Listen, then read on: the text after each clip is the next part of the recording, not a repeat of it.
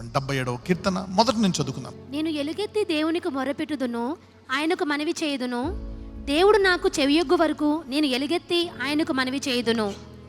నా ఆపత్కాలమందు నేను ప్రభువుని వెతికి తిని, రాత్రివేళ నా చెయ్యి వెనుకకు తీయకుండా చాపబడి ఉన్నది.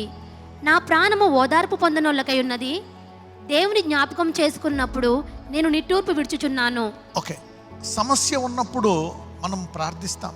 ప్రార్థించినా కానీ బలం రాదు సమస్య ఉన్నప్పుడు. ఎందుకంటే సమస్య ఉంటుంది. ప్రార్థిస్తూ ఉంటాం, ప్రార్థన చేసినప్పుడు ఎంతో నిరీక్షణ వస్తుంది, వాక్యం విన్నప్పుడు, గుడికి వెళ్ళినప్పుడు వస్తుంది. మళ్ళీ తర్వాత వెంటనే డౌన్ అయిపోతూ ఉంటుంది. సమస్య గుండా వెళ్తున్నప్పుడు when you go through a problem, this will be the situation. అయితే ఇతను ఒక నిర్ణయం చేసుకున్నాడు, నేను ప్రార్థిస్తూనే ఉంటా దేవుని సన్నిధిలో, ఆయన నా యొక్క మనవి వినే వరకు. కొంతకాలం చేసి ఆపేస్తాం.